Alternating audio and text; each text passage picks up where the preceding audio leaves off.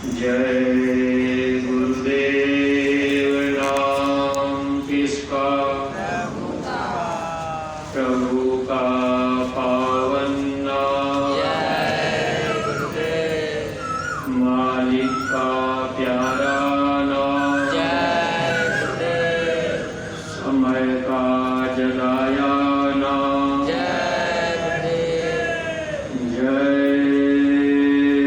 गुरुदेव। जय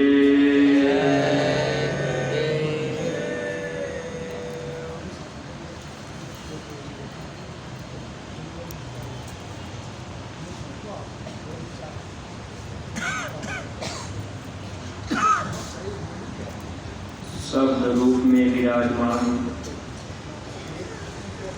परम पूज्य स्वामी जी महाराज,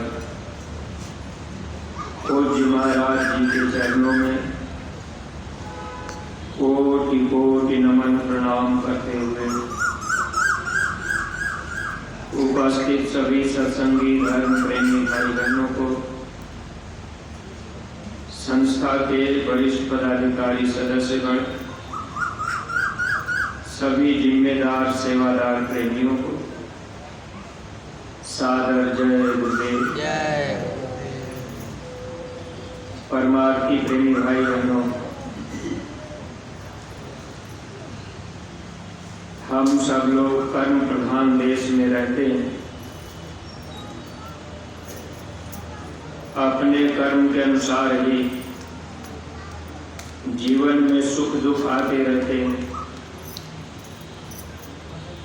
कर्म के अनुसार रिश्तेदारी नातेदारियां बनती और बिगड़ती रहती हैं। जहां जब तक जीव का लेना देना रहता है वो रिश्तेदारी रहती है, फिर धीरे धीरे वो रिश्तेदारी टूटती जाती है, छूट जाती है, नए रिश्ते बनते जाते हैं। इस तरह से हम सब लोग इस संसार में बराबर फंसे रहते हैं। बेटी बेटा जो भी हम लोगों के ये कर्मों के लेन देन की वजह से ही। वैसे तो प्रेमी भाई बहनों, अगर काल मत की दृष्टि से देखा जाए तो जिनके पास बेटी बेटे नहीं है, लोग उनको बुरी दृष्टि से देखते हैं। संत मत की दृष्टि से अगर देखा जाए, ऐसे जीवों का सौभाग्य है जो जीव जिनके पास बेटी बेटे नहीं, लेन देन नहीं। एक बार स्वामी जी महाराज ये आश्रम में सेवा हो रही थी। एक सेठ और सेठानी आकर के सेवा किया करते थे। लोगों के मन में इच्छा रहती है, संसार में जो भी दुख तकलीफ हम लोगों को रहती है, हम सब लोग अपने सद्गुरु से फरियाद करते हैं। काफी दिन सेवा करने के बाद एक दिन सेठानी स्वामी जी महाराज के सामने दर्शन करने जब गई, उन्होंने स्वामी जी महाराज से कहा, हुजूर हमारे पास कोई औलाद नहीं है, आपका दिया हुआ धन दौलत रुपया पैसा महल अटारी सब कुछ है, एक औलाद मुझे मिल जाए। स्वामी जी महाराज अपना सर उनकी तरफ झुकाए और बोले कि लो बच्चा, आज से तुम हमें अपना बेटा बना लो, मैं तुम्हारा बेटा बन जाता हूँ। अब उस समय सेठानी कुछ भी बोल नहीं पाई। वैसे सत्संगी प्रेमी भाई बहनों, गुरु महाराज ये बात सत्संग में कभी कभी कहा करते थे कि अगर आपके पास दो बेटे हैं तो एक बेटा मुझे भी अपना मान लेना। जितना आप अपने दो बच्चे के लिए पढ़ाई लिखाई में, आप अपने दो बच्चों के लिए जितना आप शादी विवाह में जो भी आप खर्च करते हैं, उतना ही मेरे लिए भी खर्च करना। स्वामी जी महाराज ने कहा कि दुनिया के जो आपके बच्चे हैं जब आपका समय पूरा होगा, शरीर छूटेगा, इस शरीर से जीवात्मा को निकाला जाएगा, उस समय आपके बेटे काम नहीं आएंगे। गुरु महाराज ने कहा, अगर एक बेटा मुझे भी मानकर अपना, आपने मेरे लिए भी उतना खर्च किया, तो जब मौत का समय आएगा मैं आपकी पूरी मदद कर दूंगा।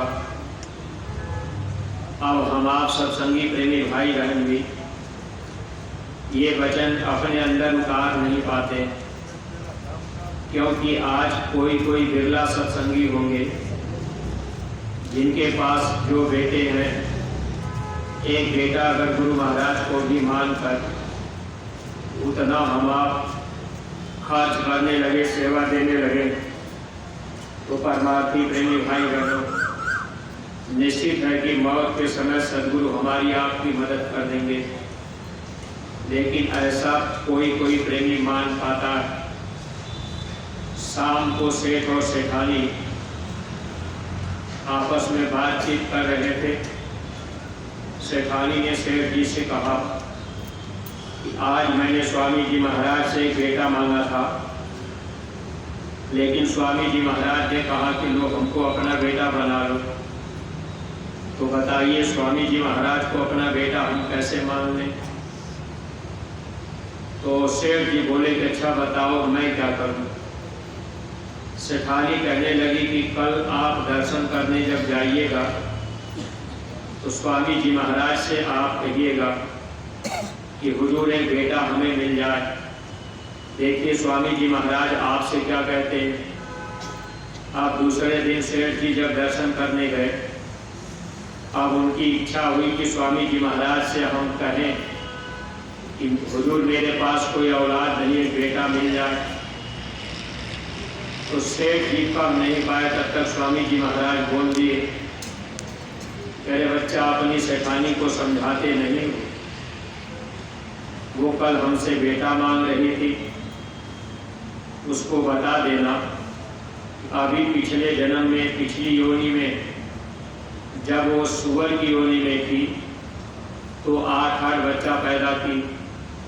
अब मनुष्य योनि में आने के बाद अभी हमसे बेटी बेटा मांग रही। अरे अपनी जीवात्मा का कल्याण करा लेते। यहाँ तो आत्मा का कल्याण किया जाता है, आत्मा को जन्म मरण की पीड़ा से बचाया जाता है। अब उस समय सेठ जी भी बिल्कुल चुप रह गए, कुछ भी बोल नहीं पाए। कहने का मतलब ये कि हम सब लोग भी दुनियावी चीज़ों में फंसे रहते हैं और यही दुनिया की चीज़ों को हम आप मांगते रहते हैं। जबकि प्रेमी भाई बहनों, जिनके पास बेटी बेटा नहीं है, एक तरह से ऐसे जीवों का लेन देन कर्म कर्जे कम है, और बेटी बेटा तो ये अपने कर्म कर्जे लेने के लिए आते हैं। इसलिए संत मत की दृष्टि में ऐसे लोग जिनके पास औलाद नहीं, अगर उनके अंदर औलाद की इच्छा बने तो सत्संगी प्रेमी के अंदर ऐसी इच्छा नहीं बननी चाहिए, क्योंकि ये दुनियावी चीज़ें तो हम आप 84 लाख योनियों में हम आप इन चीज़ों को पाते रहे। अब की बार ये मनुष्य शरीर का मौका मिला अपने घर जाने का, और इसमें भी देखिए ये मन क्या करता है, कर्म बनाता है। मन का काम है कर्म करना, यानी कर्म जो है मन के द्वारा ही बनता है। मन ने कह दिया ये कर लिया, मन ने कह दिया तो वो कर लिए, इस तरह से कर्म बनते जाते हैं। इसलिए महापुरुष जब जीवन में मिल जाते हैं तो हम जीवों के कर्म न बने, इसके लिए महात्मा हमको आपको चुप रहने की और बर्दाश्त करने की बात बताते हैं। लेकिन हम सत्संगी प्रेमी भाई बहन भी कोई बीमारी परेशानी तकलीफ आती है तब भी बर्दाश्त नहीं कर पाते। यह भी हम लोगों का एक तरह से कर्मानुसार ही तकलीफें आती। अब उसको तो सद्गुरु वो करे तो क्या करें, अगर वो कर्म प्रारब्ध कर्म के रूप में है तो जीव को भोगना पड़ता है। महात्मा उस कर्म को साफ नहीं करते, हल्का कर देते। देखिए, इसी धरती पर जब भगवान राम आए तो उस समय भगवान राम को जब बन जाना पड़ा तो देखिए उस समय वशिष्ठ जी शोध करके लगन रखे थे कि इस समय में आप जब बन जाएंगे तो कोई तकलीफ नहीं होगी। लेकिन परिणाम क्या निकला था? महात्माओं ने लिखा, कर्म गति तारे नाहि धरी। मुनि वशिष्ठ जी ज्ञानी पंडित शोध के लगन धरी। अब भगवान राम जंगल में गए, लेकिन हुआ क्या?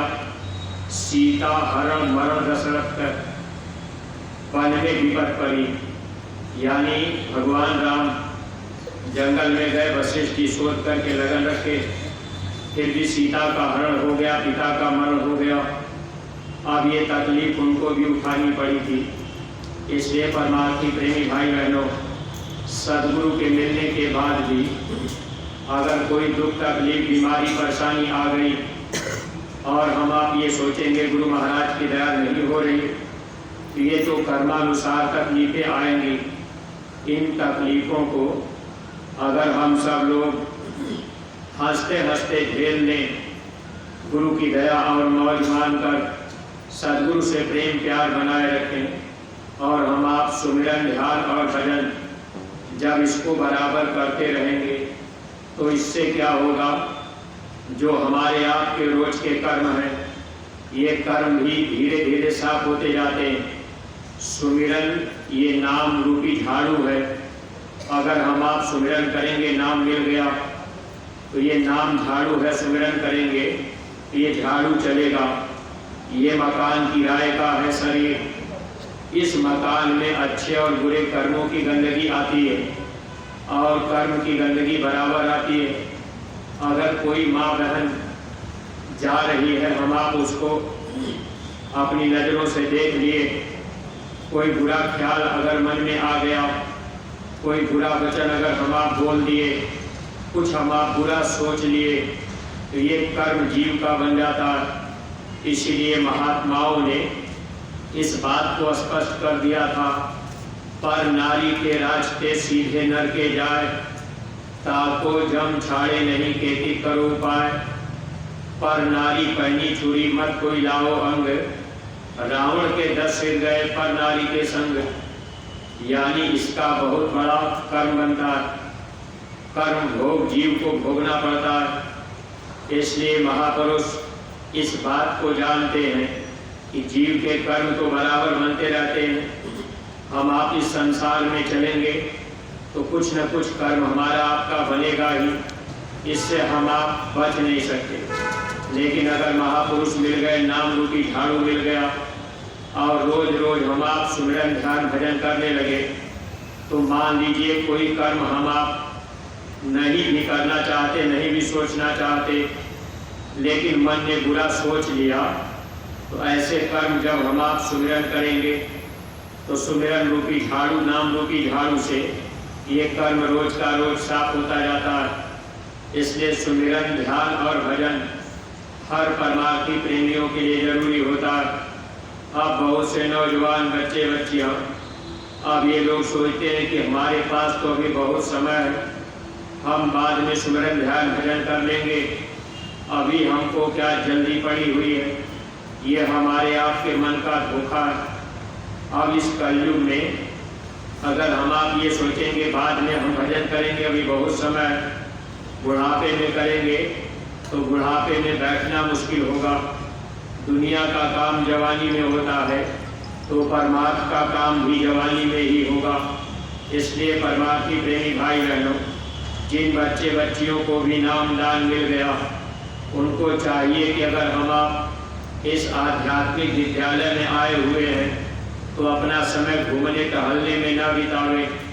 जब सुमिरन ध्यान भजन का समय हो जाए तो हम लोगों को ये चाहिए कि हम सब लोग कम से कम यहाँ शामिल हो जाए।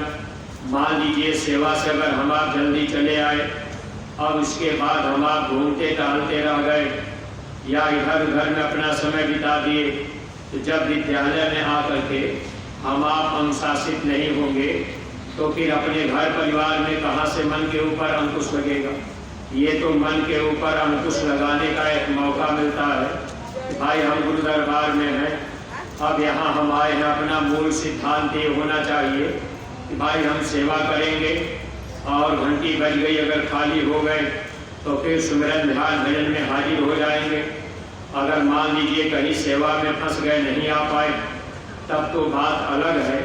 लेकिन सेवा से आने के बाद भी अगर हम आप फिर घूमने टहलने लगे तो ये मन है ऐसे ही धोखा देता रहेगा।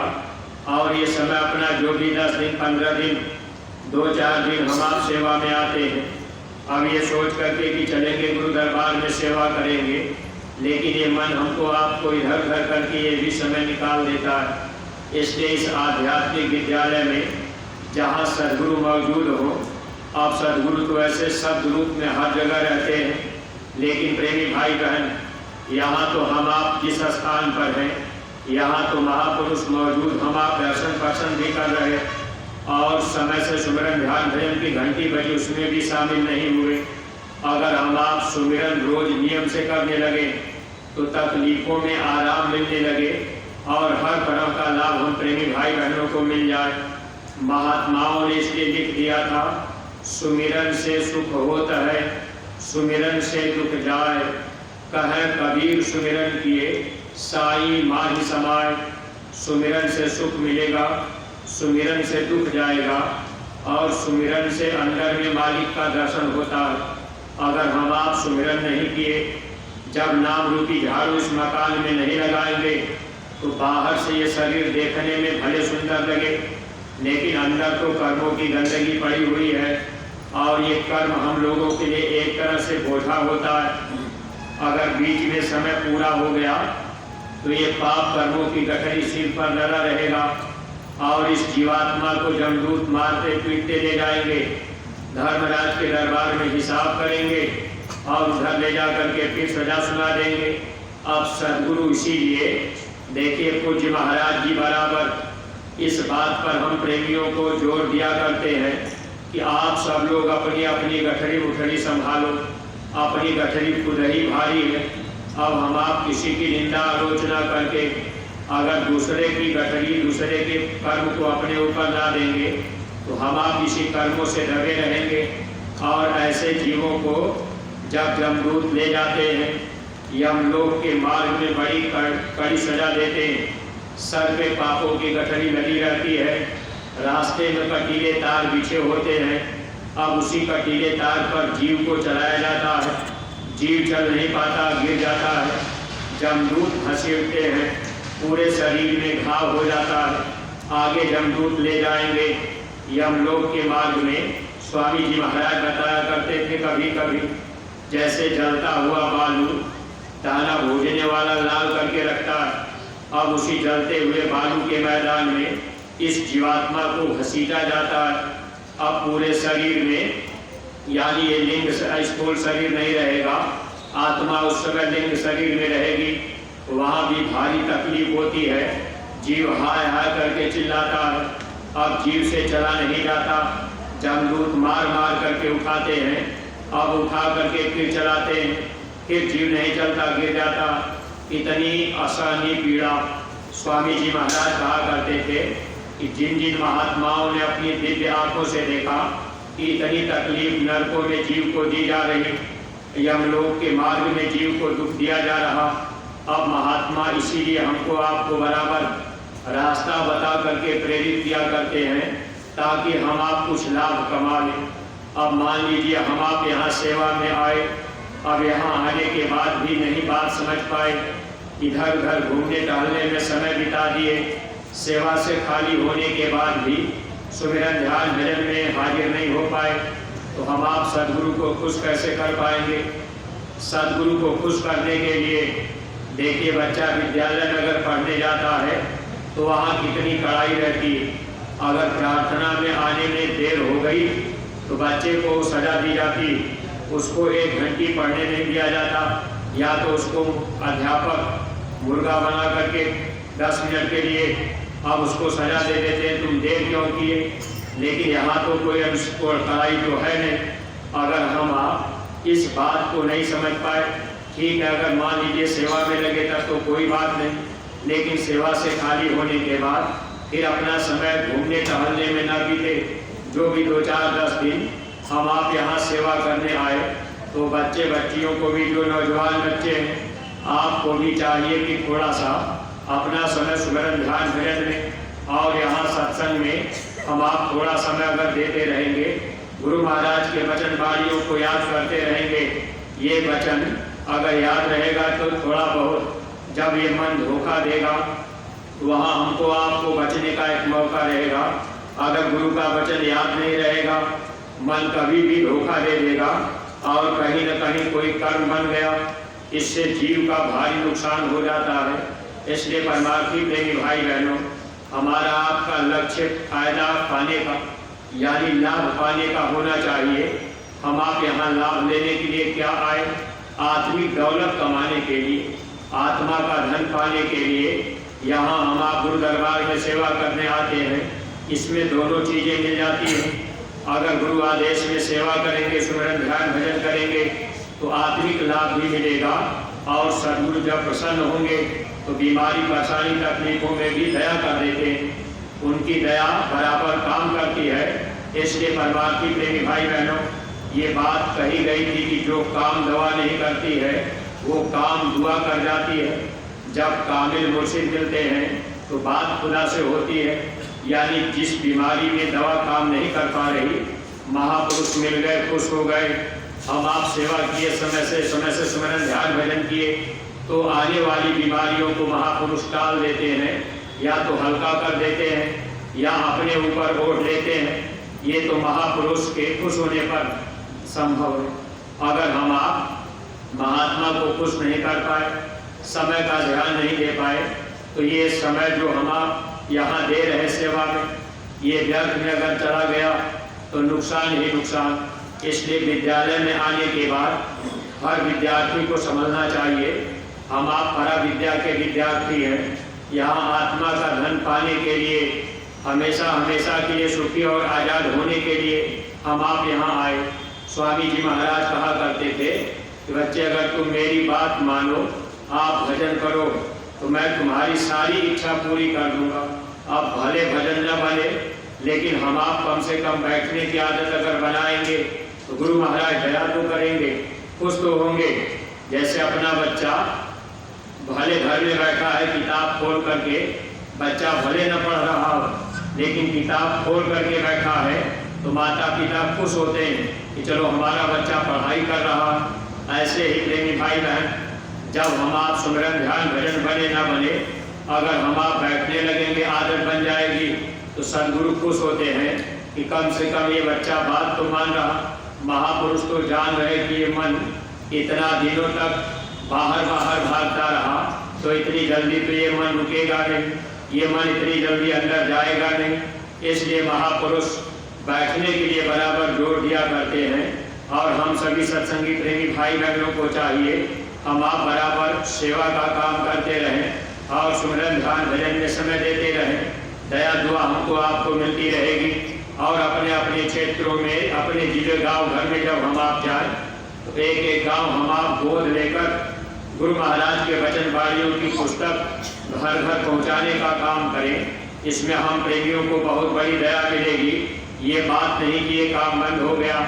और देखिए, लिखाई का आदेश अपने मथुरा आश्रम से दिया गया था।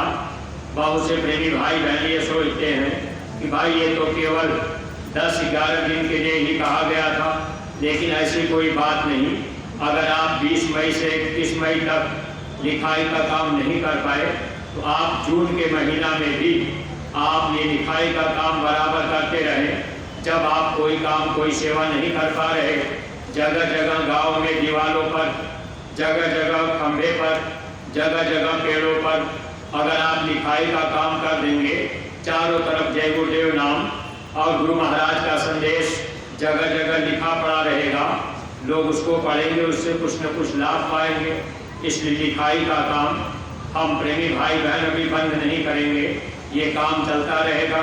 और जो भी दरबार से आदेश मिले, हम आप बराबर उसका पालन किया करें, ताकि हम प्रेमी भाई बहनों को दया दुआ मिलती रहे।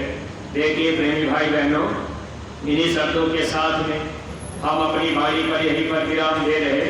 आपके दूसरी क्रिया का समय भी हो रहा है। कोई बात अगर आपको मेरे द्वारा अटपटी लग गई हो तो आप लोग अपना छोटा भाई समझ करके क्षमा कीजिएगा। सब लोग प्रेम के साथ मालिक के पावन नाम का उच्चारण करेंगे। जय गुरुदेव, जय गुरुदेव। नाम किसका? प्रभु का पावन नाम। बाबा जय गुरुदेव जी महाराज का कहना है। बाबा जय गुरुदेव जी महाराज की अर्जी है। पूज्य महाराज जी की प्रार्थना है। हाथ जोड़कर विनय